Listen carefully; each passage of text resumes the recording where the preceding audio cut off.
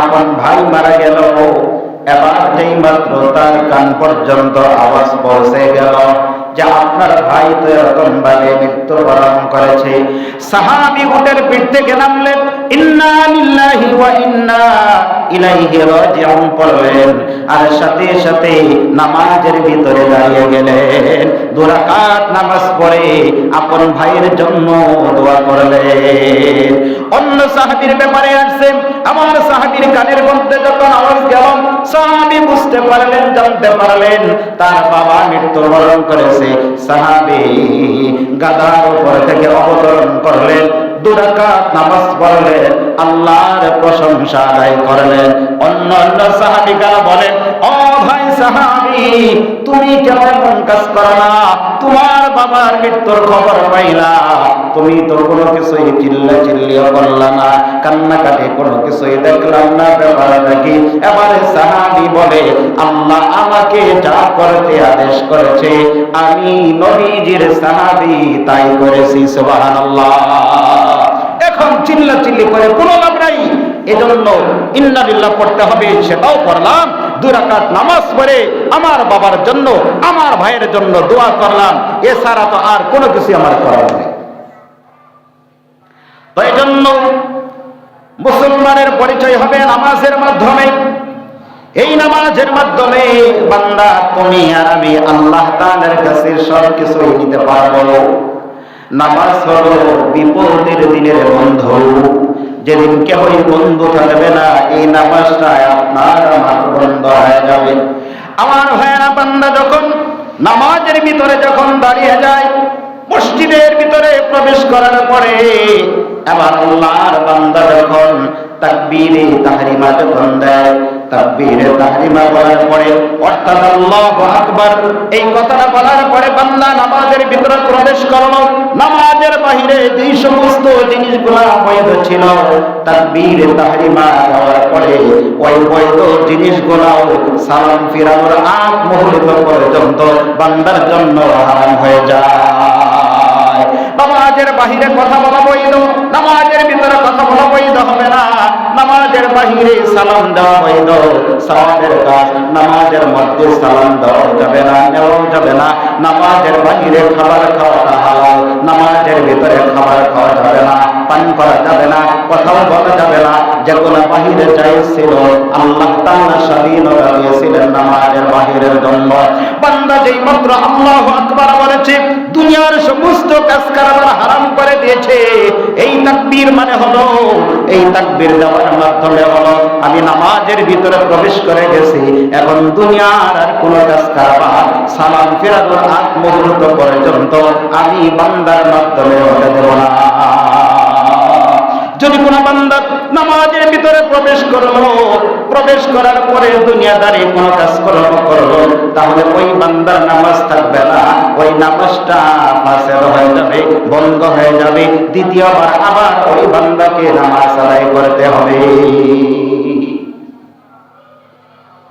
এজন্য বান্দা যখন তাকবীর দেওয়ার পরে, সানা শেষ করার পরে বান্দা কোন সূরা পড়বে? সর্বপ্রথম সূরা ফাতিহা।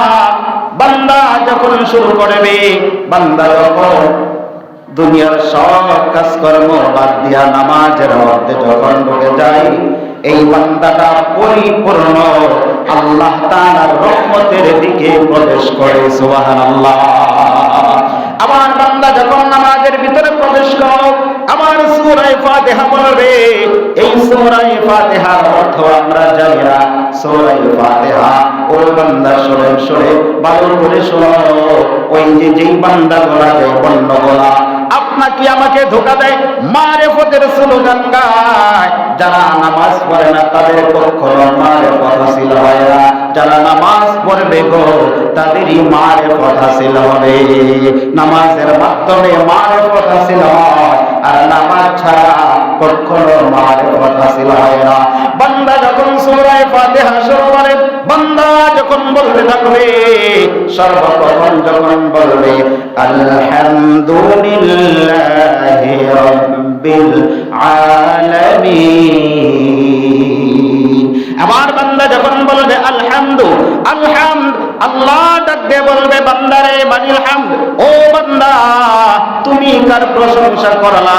এবার বান্দা এই সূরা ফাতিহা যে আছে অর্ধেকটা সূরা, এই সূরার অর্ধেক অংশ হলো বান্দার জন্য আর অর্ধেকটা অংশ হলো আল্লাহর জন্য। সুবহানাল্লাহ।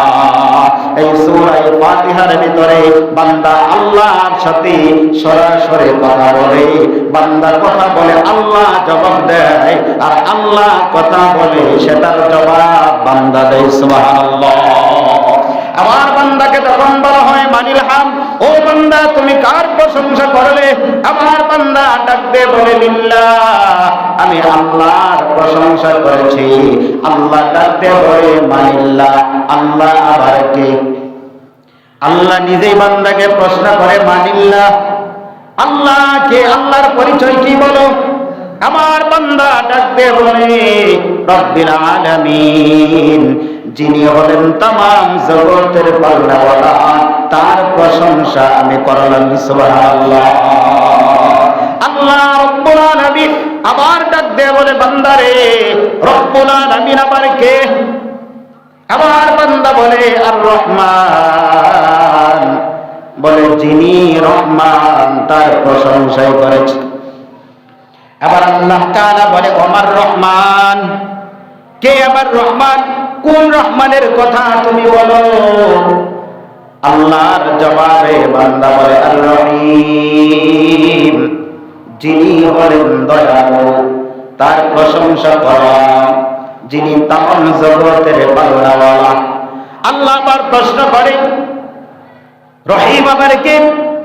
আমার বান্দা ডাক দিয়ে বলে মালিকি ইয়াউমিদ্দিন, যিনি বিচার দিবসের মালিক, তার প্রশংসা করেছি। যেই মাত্র মালিক ইয়াউমিদ্দিন বান্দা যখন বলে, আল্লাহ তাআলা বলে আনা মালিক ইয়াউমিদ্দিন, আমি বিচার দিবসের মালিক, বান্দারে তোর সামনে উপস্থিত। সুবহানাল্লাহ। কয়েকটি আয়াতের ভিতরে শুধু মালিক আল্লাহ তাআলার প্রশংসা আল্লাহ তাআলা শুনলেন। এই প্রশংসাগুলা আল্লাহ তাআলা শোনার পরে যখন বললেন মালিক ইয়াউমিদ্দিন, আল্লাহ নিজের পরিচয়টা তখন দিয়ে দিলেন, প্রকাশ হয়ে গেলেন। এবার কথার ধরন আল্লাহ তাআলা পরিবর্তন করে দিলেন সূরা ফাতিহার ভিতরে। এতক্ষণ ছিল যিনি পালনেওয়ালা, যিনি রহমান, যিনি দয়ালু, তার প্রশংসা। এখন যিনি আর তিনি নাই। এখন এই যে আয়াতগুলো সামনে আসতেছে, এই আয়াতগুলোর ভিতরে আমার বান্দা ডাকতে বলে ইয়াকা না'বুদু ওয়া ইয়াকা নাস্তাঈন, ও মালিক তোমারই ইবাদত করতেছি এবং করব, তোমার কাছে সাহায্য চাই। আমার বান্দা তখন মালিক আল্লাহ তাআলার ইবাদত করবে, আল্লাহর প্রশংসা করবে। এই কথাটাই বান্দা নামাজের ভিতরে বলতেছে। আর মুসলমান ভালো করে বুঝতে হবে, এই নামাজের ভিতরে সূরা ফাতিহার মাধ্যমে কার সাথে কথা হলো? আল্লাহর সঙ্গে বান্দার কথা হলো। বান্দা কি বলে আর আল্লাহ কি বলে, দুই জনের ভিতরে প্রশ্ন উত্তর হয়। এটাই হলো মারিফত, এটাই হলো মারিফত। আল্লাহর সাথে বান্দা কথা বলতেছে, আবার আল্লাহ জবাব বান্দার জবাব দিয়ে দিতেছে। সুবহানাল্লাহ। আমার বান্দা যখন বলল ইয়াকা না'বুদু ওয়া ইয়াকা নাস্তাঈন, আমার আল্লাহ তাআলার পক্ষ থেকে বলা হয় বান্দারে তুমি তো আমার ইবাদত করো, আমার ইবাদত করো, আমার কাছে সাহায্য চাও। তুমি বলতেছো আল্লাহ ডাক দিয়ে বলে বান্দারে কি সাহায্য তোমাকে আমি করব? তুমি বলো কি সাহায্য তোমার লাগবে, কোন সমস্যার ভিতরে আছো বান্দা তুমি বলো। আমার বান্দা যেখানে আল্লাহ তাআলা বান্দাকে স্বাধীনতা দান করলেন, বান্দা তুমি চাও আমি আল্লাহ তাআলা তোমাকে দেয়া দেব। আল্লাহ যেখানে অফার দিয়েছে, আল্লাহ যেখানে বলেছে আহকামুল হাকিমিন, দুনিয়ার বাদশাদের বাদশা তিনি এরকম ভাবে বললে ও বান্দা তুমি আমার কাছে চাও, তুমি আমার কাছে যা চাইবা আমি আল্লাহ তাআলা আপনাকে সব কিছুই দিয়া দেব। এবার বান্দা এখানে অনেক কিছুই চাওয়ার ছিল, অনেক কিছুই চাইতে পারতো, কিন্তু বান্দা দুনিয়ার কোনো কিছু না চাইয়া বান্দা ওই জায়গার ভিতরে কি বলতেছে, আল্লাহ বান্দার জবান থেকে বের হয়, আল্লাহর বান্দা ডাক দেয়া বলে, ইহদিনাস সিরাতাল মুস্তাকিম। ও মালিক, আমি আর কোনো কিছু চাই না, আর কোনো কিছু চাই না, আমাকে সোজা সরল সিধা যেই রাস্তাটা আছে, সিরাতে মুস্তাকিম যে আছে, এই সিরাতে মুস্তাকিমের রাস্তাটা ও মালিক তুমি আমাকে দেখায়া দাও। সুবহানাল্লাহ।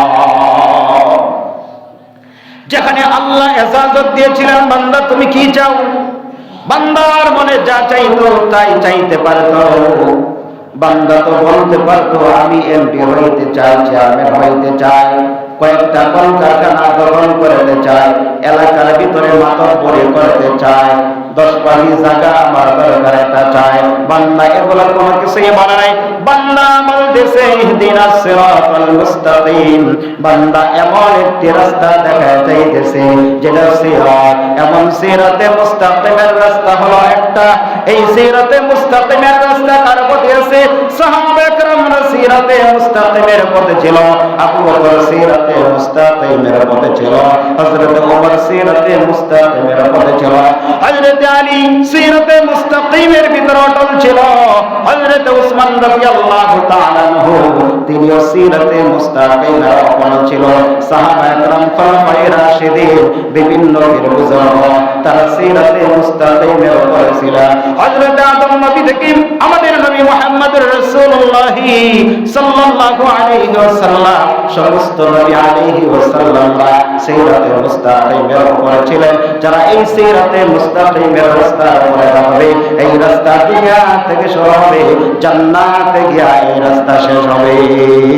যারা এই রাস্তার ভিতরে থাকবে, এই রাস্তাকে যারা অবলম্বন করবে, আল্লাহ তাআলা একটা রশি দিয়া, একটা রাস্তা দিয়া তাদেরকে জান্নাতের মেহমান বানিয়ে দিবে। তো এই জন্য কোরআনের মধ্যে আছে মুমিনের যে 4 নম্বরে যে গুণ আছে, আল্লাযীনা ইউকিমুনাস সালাহ, নামাজ কায়েম করতে হবে, নামাজ আদায় করতে হবে। কোন সময় কায়েম শব্দের অর্থটা আবার বলি, আল্লাহ তাআলা যখন আদেশ করবেন, যেইভাবে আদেশ করেছেন সেইভাবে সময়ের দিকে লক্ষ্য রেখে সঠিকভাবে আল্লাহ যেইভাবে হুকুম করেছেন সেইভাবে নামাজ আদায় করার নাম হলো কায়েম করা। এজন্য সেইভাবেই নামাজ কায়েম করতে হবে, সেভাবেই নামাজ পড়তে হবে। আমার যেইভাবে মনে চাবে সেভাবে নামাজ পড়লে চলবে না। রাসূল হাদিসের ভিতরে বলেন, সল্লু কামা রাআইতুমুনি উসাল্লি, আমি যেইভাবে রুকু করেছি সেভাবে রুকু করো, আমি যেইভাবে সিজদা করেছি সেভাবে সিজদা করো, আমি যেইভাবে ওযু করেছি সেভাবে তুমি ওযু করো।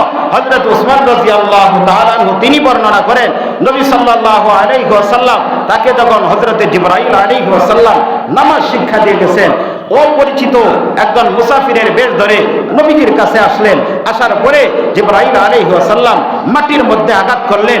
আঘাত করার পরে মাটি থেকে ঝর্ণা বের হলো, অর্থাৎ পানি বের হইতেছে। ওখানে হযরতে জিবরাইল আলাইহিস সালাম প্রথমে ডান হাত ধৌত করলেন, বাম হাত ধৌত করলেন, কুলি করলেন, নাকের মধ্যে পানি দিলেন, চেহারা ধৌত করলেন।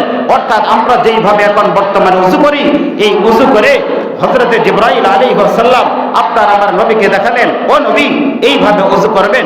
ওযুর পরে হযরতে জিবরাইল আলাইহিস সালাম নামাজের ভিতরে দাঁড়ায় গেলেন।